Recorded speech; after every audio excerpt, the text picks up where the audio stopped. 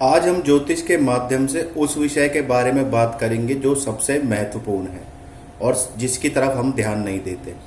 नमस्कार, मैं एस्ट्रो आदित्य पाराशर आज आपको वैदिक पाराशर ज्योतिष चैनल के माध्यम से कुंडली के सुप्त भाव के बारे में बताऊंगा और सुप्त भाव कब और क्यों किस अवस्था में निष्क्रिय होता है जो हमें किसी प्रकार का फल प्रदान नहीं करता।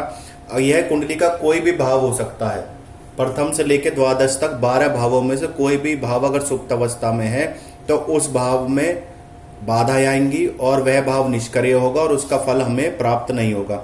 सबसे पहले बात करते हैं प्रथम भाव की। उदाहरण द्वारा समझा देता हूं कि यह भाव सुप्त भाव क्यों कहला रहा है। प्रथम भाव सुप्त भाव क्यों कहला रहा है। मान लीजिए यहाँ राशि संख्या 3 लिखी है। राशि संख्या निश्चित है, हर एक भाव पर राशि संख्या जरूर लिखी होगी। जैसे प्रथम भाव पे 3 नंबर की मिथुन राशि लिखी है। हम यहाँ 9 के 9 ग्रहों की दृष्टि देखते हैं कि प्रथम भाव पे है कि नहीं। सबसे पहले सूर्य की, चंद्र की, मंगल की और बुध की। सूर्य और चंद्र पे 7वीं दृष्टि होती है। 1 2 3 4 5 6 7 जो 12वें भाव पर खत्म हो जाती है, यानी प्रथम भाव तक नहीं पहुंचती। इसी प्रकार मंगल की, बुध की, गुरु की, शनि की, राहु की, केतु की जब भी हम एंटी क्लॉकवाइज दृष्टि गिनते हैं तो वह किसी भी प्रकार से प्रथम भाव तक नहीं पहुंचती।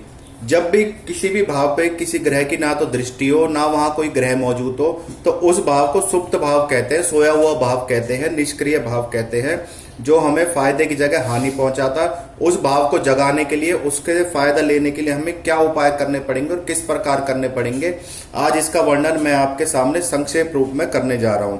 सबसे पहले कुंडली का प्रथम भाव। अगर कुंडली का प्रथम भाव सोया हुआ है तो मनुष्य को शारीरिक रूप से हानि होगी। उसका चेहरा निस्तेज होगा, कुछ ना कुछ छोटी मोटी बीमारियां लगी होंगी और उसके व्यक्तित्व में किसी भी प्रकार का निखार नहीं आएगा। तो प्रथम भाव को जागृत करने के लिए हमें मंगल से संबंधित उपाय करना पड़ेगा। ऐसे व्यक्ति जिनका प्रथम भाव सुप्त अवस्था में है, मंगलवार के व्रत करने चाहिए और मंगलवार को बेसन के लड्डू का प्रसाद का भोग लगाए, हनुमान जी के आगे मंदिर जाकर और उस प्रसाद को बांटे। ऐसा व्यक्ति मूंगा भी धारण कर सकता है या मंगल यंत्र तांबे पर गड़वाकर उसे अपने मंदिर में रख सकता है, धूप दीप द्वारा उसका उपाय कर सकता है। तो जब प्रथम भाव जिसका सोया हुआ है उसे मंगल से संबंधित अगर उपाय करेगा तो उसका प्रथम भाव जागेगा और उससे संबंधित हानियों से उसे छुटकारा मिलेगा और उसके व्यक्तित्व में निखार आएगा और शारीरिक रूप से वैसा व्यक्ति स्वस्थ रहेगा। द्वितीय भाव यानी धन का भाव। अगर धन का भाव आपका सुप्त अवस्था में है तो उस में व्यक्ति को धन से संबंधित हानि होगी। तो अगर यह भाव सोया हुआ है तो व्यक्ति को चंद्रमा से संबंधित उपाय करने पड़ेंगे। ऐसा व्यक्ति चांदी का लॉकेट जिस पर शिव बने हो या ओम बना हो या स्वास्तिक बना हो धारण कर सकता है, चांदी की अंगूठी पहन सकता है और चांदी का दान दे सकता है अगर इच्छा अनुसार उसकी जेब में सामर्थ्य है तो। माता की सेवा करने, गुरु और ब्राह्मण की सेवा करने से भी यह भाव जागता है। प्रत्येक पूर्णिमा को खीर का प्रसाद बांटने से गरीबों में धन भाव जागता है, जिससे धन संबंधित समस्याएं दूर होती है। अब बात करते हैं तीसरे भाव की, जो कि पराक्रम का भाव कहलाता है। अगर पराक्रम का भाव सुप्त अवस्था में व्यक्ति को भाई बहन का सुख नहीं मिलता, वह संघर्ष करने पर, मेहनत करने पर भी ऐसे व्यक्ति को सफलता नहीं मिलती। तीसरे भाव को जगाने के लिए व्यक्ति को बुध का उपाय करना चाहिए। ऐसे व्यक्ति को प्रतिदिन दुर्गा सप्तशती का पाठ करना चाहिए। हर बुधवार को गाय को हरा चारा खिलाना चाहिए।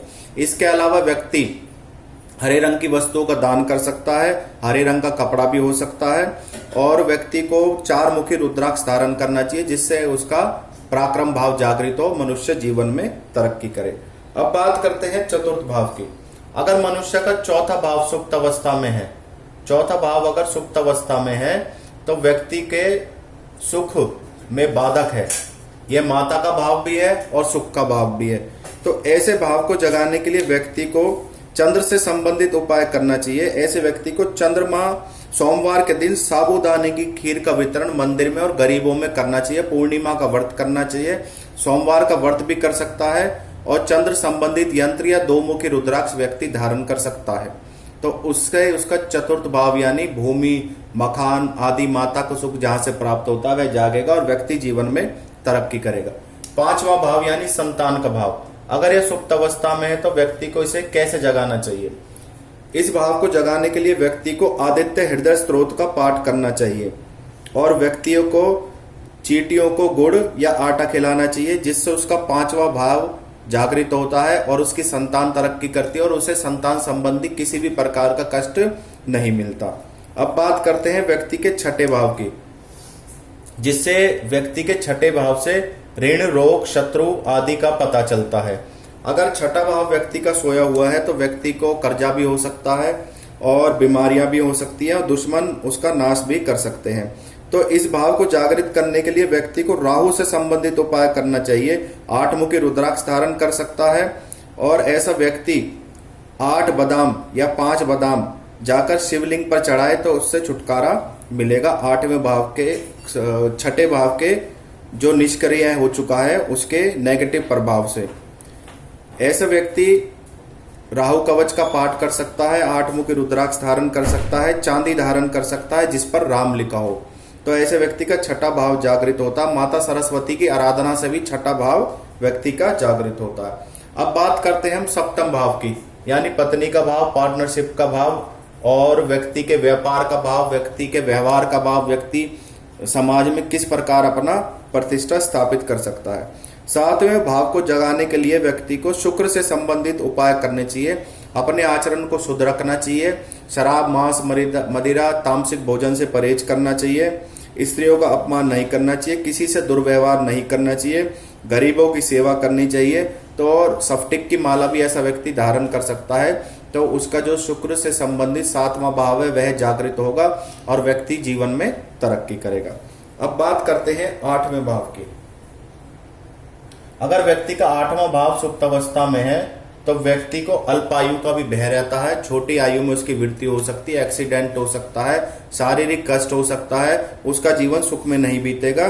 ऐसे व्यक्ति को 8वें भाव को जागृत करने के लिए चांदी की कोई ठोस चीज या गोली अपनी जेब में रखे तो व्यक्ति का 8वां भाव सुधरेगा और व्यक्ति तरक्की करेगा। इसके अलावा 5 मुखी रुद्राक्ष धारण कर सकता है।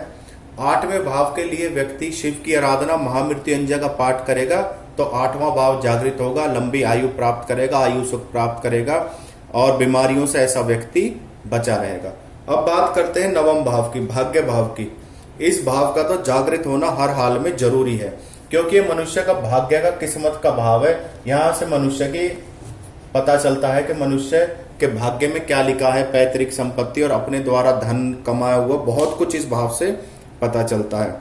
गुरुवार के दिन ऐसे व्यक्ति को पीले वस्त्र धारण करने चाहिए और 5 मुखी रुद्राक्ष धारण कर सकता है। माथे पर केसर का तिलक लगाना चाहिए। गुरु जितना प्रबल होगा 9वां भाव व्यक्ति का जागेगा। बृहस्पतिवार के व्रत कर सकता है, बृहस्पतिवार को पीले चने और केलों का दान भी दे सकता है तो व्यक्ति का 9वां भाव जागेगा। तो सुप्त भाव हमेशा व्यक्ति को जगाना है, हर हाल में जगाना है अपनी कुंडली की उत्तरोत्तर विधि के लिए, तरक्की के लिए। अब बात करते हैं हम 10वें भाव की। 10वां भाव जो कि शनि की प्रकृति के ऊपर निर्भर करता है, इसलिए 10वां भाव का जागृत होना बहुत जरूरी है। शनि देव का कुंडली में अच्छा होना ही जरूरी है, क्योंकि शनि देव अगर रुष्ट है तो व्यक्ति को जीवन में, कर्म में बाधाएं आएंगी, तरक्की में रुकावट आएगी, कैरियर में रुकावट आएगी, क्योंकि यह कर्म का भाव होता है। तो इस भाव को जगाने के लिए व्यक्ति को हर शनिवार को हनुमान जी के दर्शन करने चाहिए। प्रतिदिन हो सके तो प्रतिदिन करे, हनुमान मंदिर जाकर हनुमान जी की पूजा करे और हर शनिवार को सूर्यास्त के समय काली उड़द का दान दे और सरसों के तेल का दिया तो जरूर जलाए। और शनिवार को व्यक्ति काले चने बनवा कर प्रसाद का वितरण कर सकता है। शनिवार को जितना हो सके दान दे सामर्थ्य अनुसार और शनि से संबंधित उपाय करे। 7 मुखी रुद्राक्ष भी धारण कर सकता है। लोहे का दान दे सकता है मंदिर के लिए, किसी व्यक्ति की सहायता के लिए मंदिर का गेट भी लगवा सकता है। तो ऐसे व्यक्ति का 10वां भाव जागृत होगा और व्यक्ति के कैरियर की रुकावटें खत्म होंगी। व्यक्ति जीवन में जो संघर्ष कर रहा है उससे मुक्ति मिलेगी। व्यक्ति के पास धन आगमन भी होगा। एकादश भाव जो कि आय का भाव है, अगर यह व्यक्ति का सुप्त अवस्था में है तो व्यक्ति को जीवन में सुप्त अवस्था में एकादश भाव यानी आय का भाव, लाभ का भाव, इस भाव को जगाने के लिए व्यक्ति को गाय को केला खिलाना चाहिए। गुरुवार के दिन व्यक्ति को चंदन का तिलक लगाना चाहिए, केले का दान देना चाहिए, गुरुवार के व्रत करने चाहिए और जितना हो सके गुरुवार को दान दक्षिणा दे और गरीब आदमियों की मदद करे। 5 मुखी रुद्राक्ष धारण करे, पीला धागा धारण करे। गुरु से संबंधित जितने उपाय करेगा व्यक्ति का एकादश भाव जागेगा। पक्षियों को गेहूं का दाना भी डाल सकता है।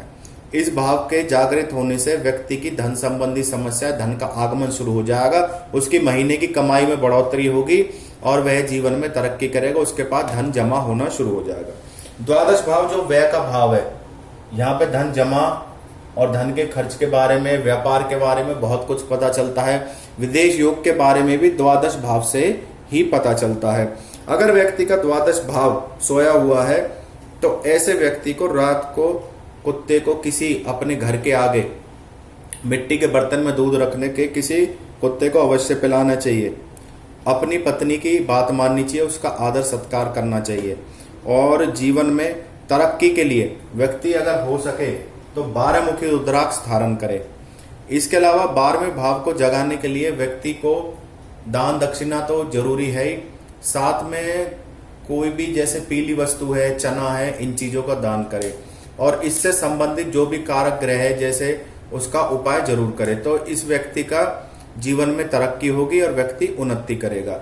तो ये मैंने आपको कुंडली के सुप्त भावों के बारे में बताया, किस कारण से व्यक्ति का भाव सुप्त भाव कहलाता है और किन उपायों को करने से वह जागृत होता है। इन उपायों को जागृत करने के बाद व्यक्ति तरक्की करेगा। और अगर यही भाव सोए हुए हैं तो वही भाव व्यक्ति को हानि पहुंचाएंगे और व्यक्ति जीवन में तरक्की नहीं कर सकता। और साथ ही जो भी नंबर, जिस नंबर की राशि भी इन भावों में लिखी हुई है, उस ग्रह से संबंधित उपाय भी व्यक्ति जरूर करे। धन्यवाद।